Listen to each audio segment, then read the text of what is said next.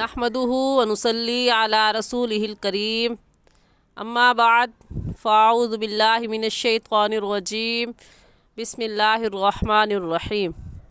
मेरे तमाम देखने वालों को मेरी तरफ़ से अस्सलामु अलैकुम व रहमतुल्लाहि व बरकातुहू। उम्मीद है कि आप सब खैरियत से होंगे और दुआ करती हूँ कि अल्लाह जल्ला शानुहु आपकी तरफ बढ़ने वाले हर शर को खैर में बदल दे। आमीन सुम्मा आमीन। हम 28वां पारे की सूरतुल मुजादला, ये हमारा आज का सबक है। इसका हम बकिया हिस्सा पढ़ेंगे। सबक के आगाज़ से पहले आपसे गुजारिश करूँगी कि खुदारा आप अपने हज़ारों घंटे सोशल मीडिया को देते हैं और अपना वक्त ज़ाया करते हैं, जो कि आपके पास बहुत कीमती है। खुदारा आप इस वीडियो को सुने, समझे और समझकर अपनी तजवीद की गलतियों को दुरुस्त करें और सही तजवीद के साथ कुरान पाक की तिलावत करें, क्योंकि कुरान पाक का ताल्लुक़ हर चीज़ के साथ है। नमाज के साथ है, तिलावत कुरान पाक के साथ है और ज़िक्र अज़कार जो आप वज़ाइफ़ करते हैं, नवाफिल पढ़ते हैं, उन सब चीज़ों का ताल्लुक़ कुरान पाक के साथ है। क्योंकि कुरान पाक के अल्फाज दुरुस्त होंगे तभी ये सब चीज़ें दुरुस्त होंगी। अगर हमारे अल्फाज दुरुस्त नहीं होंगे, हम ज़बर की जगह ज़ेर की जगह पेश पड़ जाए या लफ्ज़ को खींच जाए, या वहाँ पर मद था और मद हमने नहीं किया, या मद नहीं था और हमने कर लिया, ये गलतियाँ अगर हम पढ़ने में कर जाएंगे तो नाउज़ बिल्लाह सुम्मा नाउज़ बिल्लाह कुरान पाक हमारे हक़ में दुआ बनने की बजाय बद्दुआ बन जाएगा। इसलिए आपसे गुजारिश करूँगी कि आप इस वीडियो को सुने, समझें और समझकर अपने तजवीद की गलतियों को दुरुस्त करें। सबक का आगाज़ करते हैं। अऊज़ु बिल्लाहि मिनश्शैतानिर रजीम। सूरतुल मुजादलति मदनिय्यतुम बिस्मिल्लाहिर रहमानिर रहीम। उलाइका कतब फ़ी क़ुलूबिहिमुल ईमान व अय्यदहुम बिरूहिम मिन्हु। जी, आयत तवील है। तवील होने की वजह से आधी आयत हमने कल के सबक में पढ़ी थी और बाकी आधा हिस्सा आयत का आज के सबक में पढ़ेंगे। आयत नंबर है 22। तो इसमें आज के सबक में हमने पढ़ा उलाइका में ये बात समझ लें कि ये वाव लिखने में आएगा, पढ़ने में नहीं आएगा। उलाइका कहना गलत है और सही है उलाइका। ये वाव लिखने में आएगा, पढ़ने में नहीं आएगा। नौरानी कायदे के आखिर में लिखे हुए हैं। बाज़ हुरूफ लिखने में और तरह से है और पढ़ने में और तरह से है। तो ये उलाइका लिखने में उलाइका है और पढ़ने में उलाइका है। इस बात को खूब अच्छे से समझ लें कि इस वाव को हम नहीं पढ़ेंगे। और लाम के ऊपर खड़ी मद है, खड़ी ज़बर है। ये जो खड़ी ज़बर है और मद है, ये कौन सी मद है? जब गौर किया तो मालूम हुआ कि हुरूफ मद्दा के बाद हमज़ा इसी कलमे में आ गया है। इस वजह से इस मद को मद्दे मुत्तसिल और मद्दे वाजिब कहते हैं। और इस मद को हम कितना खींचेंगे? 4 अलिफ के बराबर खींचेंगे। और मद के साथ खड़ी ज़बर भी आ गया तो खड़ी ज़बर को 1 अलिफ के बराबर, तो कुल 5 अलिफ के बराबर इस मद को खींचा जाएगा। ऐसे पढ़ेंगे उलाइका कतब फ़ी क़ुलूबिहिमुल ईमान। क़ुलू क़ाफ मोटे हरूफ में से है तो क़ाफ को मोटा करके पढ़ेंगे। और मोटा करने का तरीका ये है, क़ाफ का मखरज नौरानी कायदे की पहली तख्ती में हमने ये पढ़ा कि हलक का आखिरी हिस्सा जो कव्वे के पास है, कव्वा हमारे हलक में लटकी हुई खाल को कव्वा कहते हैं। तो हलक के उस आखिरी हिस्से को जहाँ पर खाल लटकी हुई है, उस आखिरी हिस्से को ऊपर हलक में तालू यानी हलक में लगाने से क़ाफ निकलता है। ज़बान का आखिरी हिस्सा जो कव्वे के पास है, ऊपर तालू यानी हलक में लगाने से क़ाफ निकलता है। ऐसे आवाज़ आएगी क़ाफ निकलता है। तो क़ाफ की जगह काफ कहना गलत है, समझ कर पढ़ें। फ़ी क़ुलूबिहिमुल ईमान वअय्यदहुम हम की मीम साकिन के बाद बा आ गया है, इसलिए मीम साकिन पर गुन्ना करेंगे, क्योंकि हम ये कायदा पढ़ चुके हैं कि मीम साकिन के बाद बा या मीम आ जाए तो उस मीम साकिन पर गुन्ना करते हैं। तो गुन्ना करके पढ़ेंगे, ऐसे कहेंगे वअय्यदहुम बिरूहिम मिन्ह। बिरूहिम, हा के नीचे दो ज़ेर हैं और दो ज़बर दो ज़ेर या दो पेश आ जाए उसे तनवीन कहते हैं।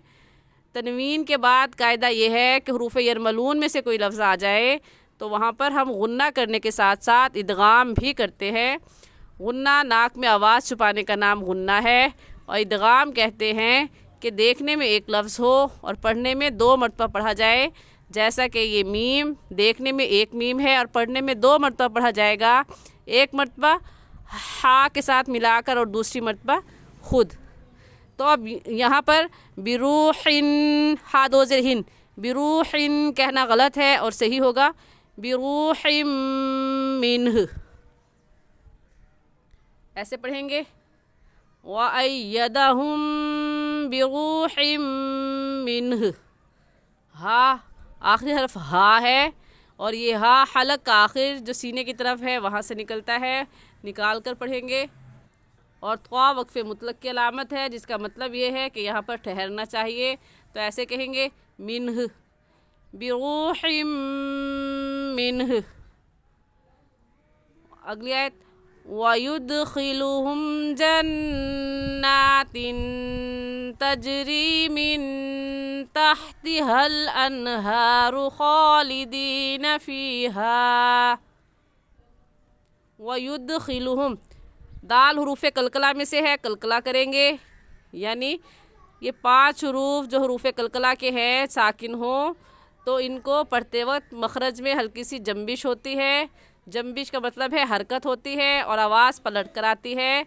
ऐसे कहेंगे वयुदखिलुहुम, वयुदखिलुहुम जन्नातिन। जन की नून मुशद्दद पर भी गुन्ना होगा, क्योंकि ये नून मुशद्दद है इसलिए गुन्ना करेंगे। और ता दो ज़ेर तीन इस तनवीन पर भी करेंगे, क्योंकि यहाँ पर तनवीन के बाद हुरूफ़ हल्की में से कोई लफ्ज़ नहीं है।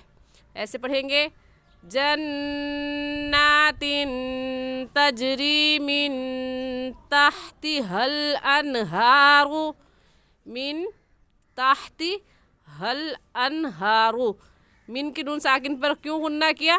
क्योंकि नून साकिन के बाद हुरूफ़ हल्की में से कोई लफ्ज़ भी नहीं है, इसलिए इस नून साकिन पर हम गुन्ना करेंगे। और हल अनहारु, ये हा हलक का आखिर जो सीने की तरफ है वहाँ से निकलती है।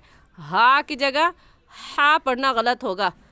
जो हम फ़र्क तख्ती नंबर 1 हुरूफ़ मुफ़रदात में पढ़ चुके हैं, उस फ़र्क का ख्याल रखते हुए कि इसका मखरज हलक का आखिरी हिस्सा जो सीने की तरफ है वहाँ से निकलता है, निकाल कर पढ़ेंगे। ऐसे कहेंगे मिन तहतिहल अनहारु। अनहारू की नून साकिन पर गुन्ना नहीं होगा, क्योंकि नून साकिन के बाद हुरूफ़ हल्की में से हा आ गया।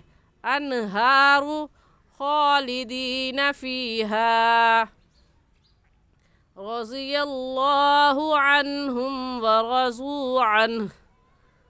रज़ियल्लाहु, रा के ऊपर ज़बर है तो रा को पुर यानी मोटा करके पढ़ेंगे। और मोटा करने का तरीका कि आपके दोनों होंठ गोल हो जाए। ज़ाद भी हुरूफ़ मुस्तालिया यानी मोटे हरूफ में से है, इसको भी मोटा पढ़ेंगे, चाहे इसके ऊपर कोई भी अलामत हो, ज़बर हो, ज़ेर हो या पेश हो, हर हाल में मोटा पढ़ेंगे। रज़ियल्लाहु, लफ्ज़ अल्लाह से पहले ज़बर आ गया तो लफ्ज़ अल्लाह को मोटा पढ़ेंगे। ऐसे कहेंगे रज़ियल्लाहु अन्हुम। अन की नून साकिन पर गुन्ना नहीं करेंगे, क्योंकि नून साकिन के बाद हुरूफ़ हल्की में से हा आ गया है। अन्हुम व रज़ू अन्ह, यहाँ पर भी त्वा वक्फ़े मुतलक की अलामत है तो आखिरी हर्फ को साकिन कर देंगे और वो हा है। ऐसे कहेंगे अन। अक्सर हजरात ये गलती कर जाते हैं, वरगज़ू अन, अन नहीं है, हा को साकिन करेंगे और हो जाएगा अनह, वरगज़ू अनह। वक़्फ़ का सही तरीका है वरगज़ू अनह। उलाइका हिज़्बुल्लाह, यहाँ पर भी उलाइका में मद्दे मुत्तसिल और मद्दे वाजिब है और इस मद को 4 अलिफ की मिकदार खींच कर पढ़ेंगे। हिज़्बुल्लाह में लफ्ज़ अल्लाह से पहले पेश आ गया तो लफ्ज़ अल्लाह को पूरी यानी मोटा करेंगे और ऐसे कहेंगे उलाइका हिज़्बुल्लाह। अगली आयत अला इन्ना हिज़्बल्लाहि हुमुल मुफ्लिहून। अला की लाम के ऊपर कौन सी मद है? इस मद का नाम है मद्दे मुनफसिल और मद्दे जायज़। कैसे पता चला? क्योंकि हरूफ मद्दा के बाद हमज़ा अगले कलमे में है। अला एक लफ्ज़ है और इन्ना दूसरा लफ्ज़ है, तो इस वजह से इस मद को मद्दे मुनफसिल और मद्दे जायज़ कहेंगे। और इस मद को हम कितना खींचेंगे?